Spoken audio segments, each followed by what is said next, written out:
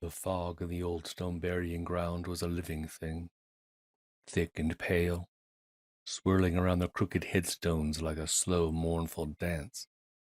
Ruby sat on the weathered earth, her shawl pulled tight against the late October chill, a single candle in a jar flickering beside her.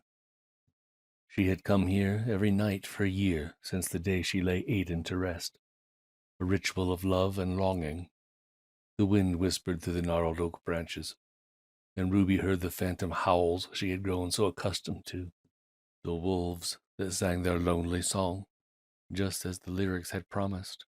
Darling, close your eyes, the wolves howl tonight, she murmured, reciting the words as an invocation, her own voice almost lost to the wind.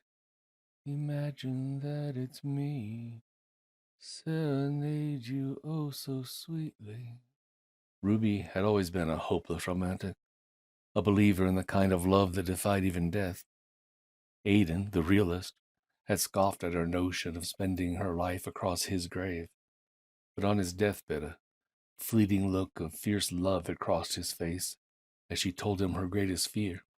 Promise me, darling, haunt me, she had whispered, a plea born of a terror far worse than ghosts, the terror of being alone. Ayden, with a final wry smile, had promised he would try. And now Ruby was left in the aftermath, embracing her madness. For a year she had been listening for him. The moonlight, full and bright tonight, cast long, distorted shadows that writhed and twisted. They weren't scary, not to her. To Ruby, they were familiar, like old friends. She had come to know the dance of the moonlight and the shadows as the memory of his love. Tonight, however, felt different. The fog grew denser, a cool mist settling over her skin. She felt a presence, not a sudden chill or a frightful sound, but a gentle pressure on her shoulder, a phantom weight. She didn't dare look. The agony of pressing on, she whispered to the air, letting go when shadows fall. She was not letting go. She had found that nothing was truly lost, not if you held on to it with enough love. A rustling in the fog caused her to open her eyes. Standing a few yards away was a form, translucent and shimmering, a perfect silver outline in the moonlight. It was Ayden.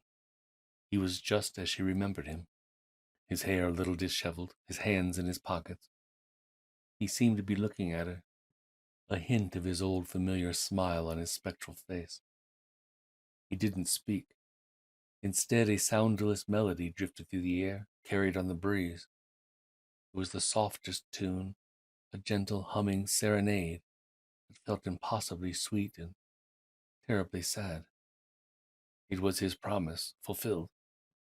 She wasn't being tormented by a ghost, not in the classic sense. This was a haunting of love, a beautiful madness she had willingly embraced. Her heart didn't break. It filled with a crushing, aching love for the memory before her. She was alone to greet the dawn, yes, but she wasn't truly alone. She had her ghost. Ruby closed her eyes again, feeling the spectral melody fill her soul. The wolves still howled, and the moonlight was full and bright. But now a soft, loving presence was there with her, dancing in the fog. She was haunted, not by terror, but by a love so profound it had transcended the grave. And as her lover serenaded her from the other side, she finally felt a bittersweet peace, knowing that her greatest fear had led to her most cherished wish. He had come home to her.